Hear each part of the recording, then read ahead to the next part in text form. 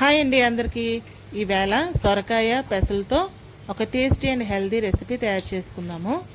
ముందుగా సొరకాయని ఇలా కట్ చేసి పెట్టుకోవాలి. ఒక బాండీలో నూనె వేడెక్కాక ఆవాలు, జీలకర్ర, ఉల్లిపాయ, పచ్చిమిరపకాయలు, అల్లం వెల్లుల్లి పేస్ట్ని యాడ్ చేసుకొని కొంచెం ఫ్రై చేసుకోవాలి. కొంచెం దోరగా వేగినాక అందులో మనం ముందుగా తయారు చేసి పెట్టుకున్న సొరకాయ ముక్కలన్నిటిని వేసుకొని కొంచెం ఫ్రై చేసుకోవాలండి. ఫ్రై చేసుకున్నాక మనకి రుచికి సరిపడా సాల్ట్ని వేసుకోవాలి. ఇలా సాల్ట్ వేసుకుంటే మనకి సొరకాయ ముక్కల్లో అంటే వాటర్ కన్నీ ఉంటుంది కదా, ఆ వాటర్తో కొంచెం తొందరగా ముక్కలు మగ్గుతాయి అన్నమాట. సో ఇలా ఉడుకుతున్నప్పుడు మనం కొంచెం ఫ్రై చేసుకొని కొంచెం ఉడుకుతున్నప్పుడే మనం చిటికెడు పసుపు కూడా యాడ్ చేసుకోవాలి.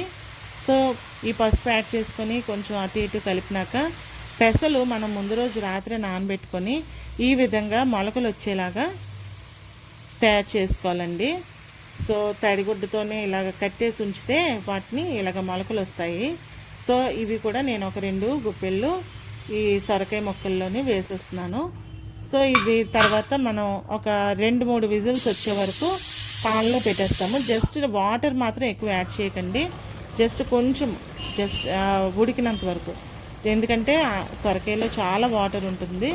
సో మనం ఆ 3 విజిల్స్ అయిపోయినాక ఇలాగా ఇంకా చూసారా ఇంకా వాటర్ ఉంది. ఈ వాటర్ అంతా ఇంకే వరకు మనం కొంచెం ఫ్రై చేసుకోవాలండి, దగ్గరికి చేసుకోవాలి. కొంచెం కరివేపాకుని యాడ్ చేసుకోండి. ఇలాగ బాగా దగ్గరగా ఫ్రై అవుతున్న టైంలో కొంచెం గానుగ నూనె ఉంటారు కదా, అంటే మంచి నూనె అంటారండి. సో మంచి నూనెని కొంచెం యాడ్ చేయండి. యాడ్ చేసుకున్నాక కొంచెం మళ్ళీ దగ్గర అయ్యే వరకు, కూర అంతా దగ్గర అయ్యే వరకు బాగా కలియబెట్టుకోవాలి.